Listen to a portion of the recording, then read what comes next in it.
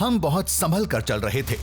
पहली वजह थी इन पहाड़ियों में उस कंदरा की तलाश, और दूसरी इस इलाके में नर्मदा की जानलेवा गहराई।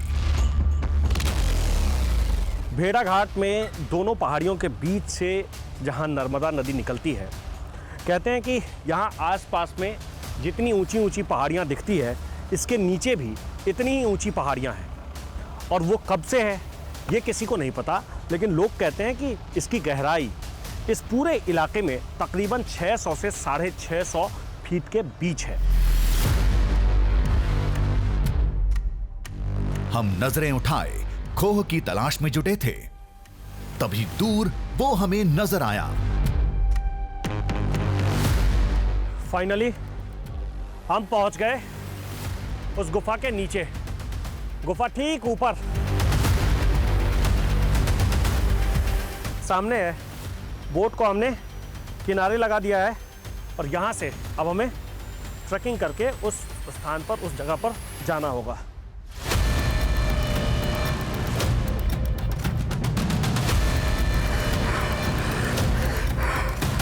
जो खोह बनी है वो अपन देखते हैं, अपन को देखने में लगता है कि ये बहुत सुंदर है और अपन चले जाएंगे।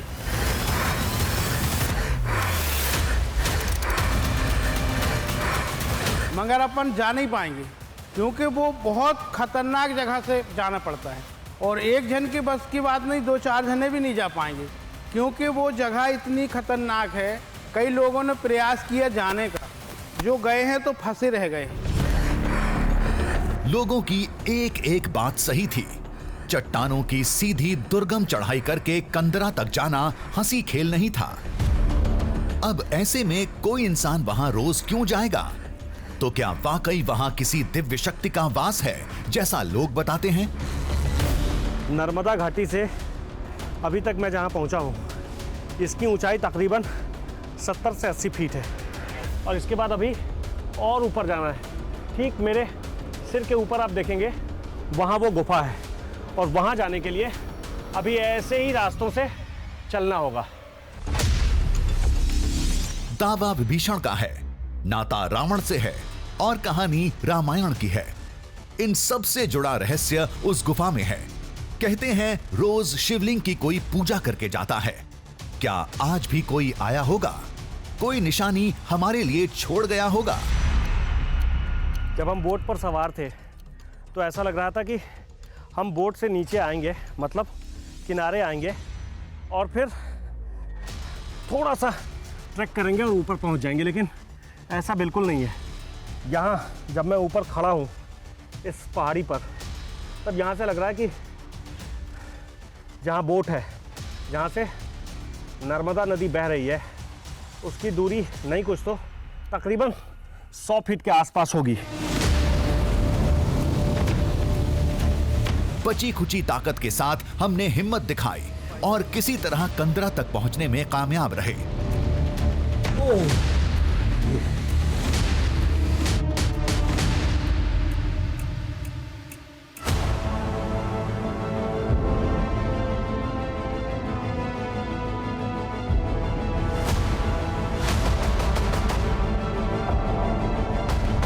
ये बहुत छोटी जगह थी। ढलान की वजह से खड़ा होना भी मुश्किल था। यहां कोई कैसे पूजा कर सकता है?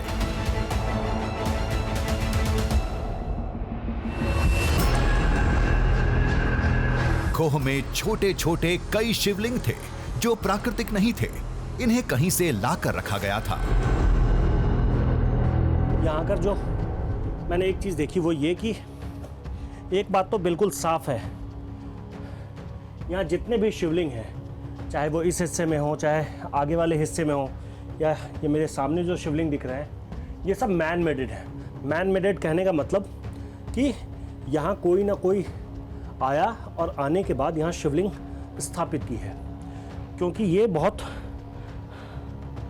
शिवलिंग बहुत पुराना तो नहीं दिख रहा है। हाँ, ये जगह बहुत पुरानी है। ये मैं दावे के साथ कह सकता हूँ कि ये जगह बहुत पुरानी है।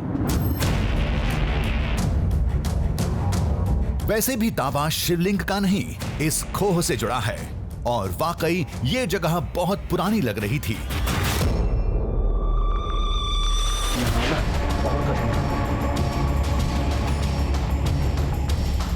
अंदर जाने के कई रास्ते दिख रहे थे जो वक्त के साथ बंद हो चुके थे।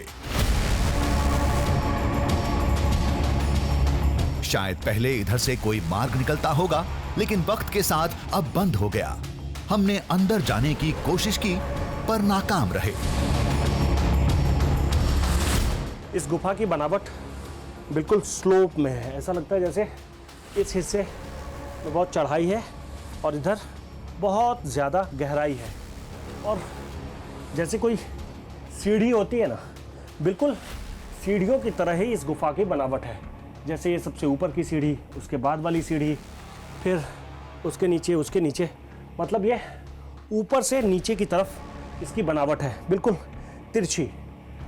ऐसे में टिक पाना, कहीं एक जगह खड़े होकर रह पाना, ये बहुत जटिल काम है।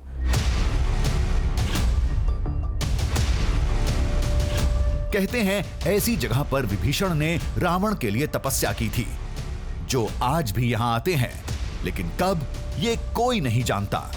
जब भी कोई नाविक यहां आता है, उसे शिवलिंग पर फूल और जल चढ़ा मिलता है।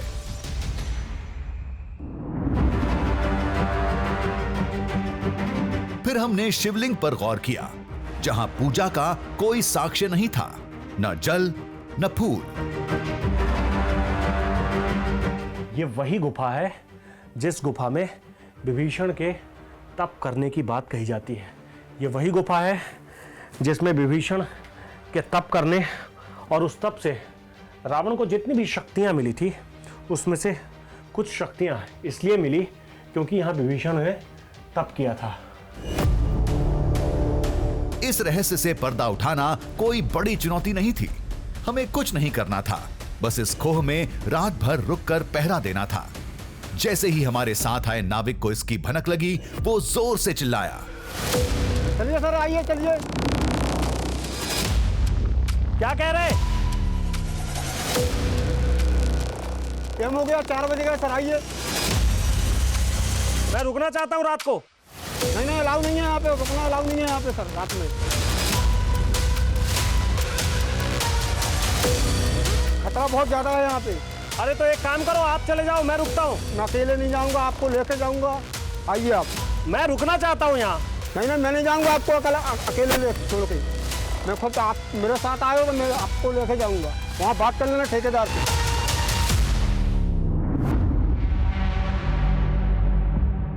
ये तो एक अजीब समस्या खड़ी हो गई। रात में हम यहाँ रुक नहीं सकते क्योंकि प्रशासन इसकी अनुमति नहीं देता।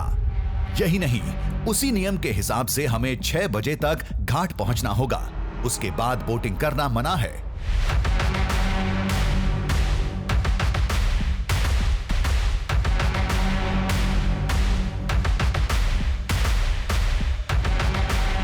चार बज चुके थे, मतलब हमें यह जगह तुरंत छोड़नी होगी।